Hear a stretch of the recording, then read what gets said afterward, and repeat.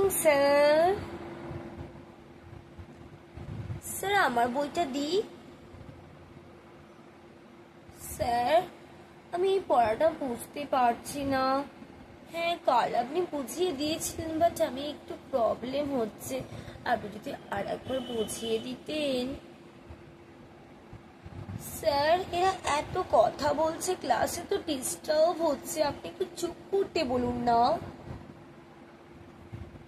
Sir আপনি এত কাশছেন কেন, আমার জলটা খান। স্যার আপনি একটু পড়াটা বুঝিয়ে দিন না। না স্যার আমার রেগুলারই প্রবলেম হচ্ছে, আপনি প্রতিটা চ্যাপ্টার আমাকে পার্সোনালি না বুঝিয়ে দিলে আমি প্রবলেমটা সলভই করতে পারছি না। স্যার আমি সবার খাতাগুলো কালেক্ট করে আপনার কাছে এনে দিই। হ্যালো, হ্যাঁ স্যার বলুন। হ্যাঁ স্যার এই তো পড়তে বসেছি। হ্যাঁ হ্যাঁ বলুন না, কি বলবেন। কি রায়চকে যাব?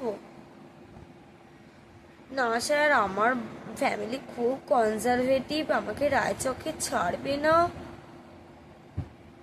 না স্যার সরি স্যার, হবে না, আমি রায়চকে যেতে পারবো না। কি তাহলে প্র্যাকটিক্যালে কম নাম্বার পাবো? বাট স্যার আর তো কেউ যাচ্ছে না, আমাকেই কেন রায়চকে যেতে হবে? কি আমার মতো আপনাকে আর কেউ ক্লাসে সিডিউস করে না? স্যার আপনি এটা বলতে পারলেন আমি আপনাকে সিডিউস করি? আমি ন্যাকা? না আমি যেতে পারবো না রায়চকে, আপনি ফোনটা রাখুন।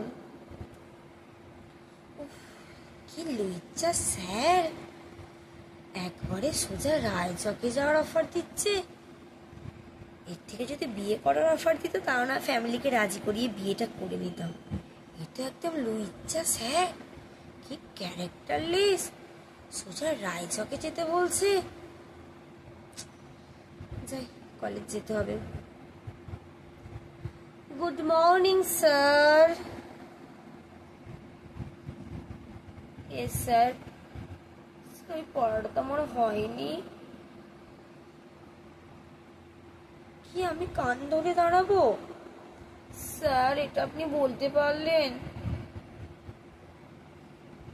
আচ্ছা ঠিক আছে, বুঝতে পেরেছি, আমি সব বুঝতে পেরেছি। যেহেতু ওর সাথে আমি রায়চক যেতে রাজি হইনি, সেই জন্য গোটা ক্লাসের কাছে আমাকে কান ধরে দাঁড় করিয়ে দিল। বদমাইশ ক্যারেক্টার স্যার একটা। ওহ, এর ওপর নাকি আমি আমার ক্রাশ খেয়েছিলাম।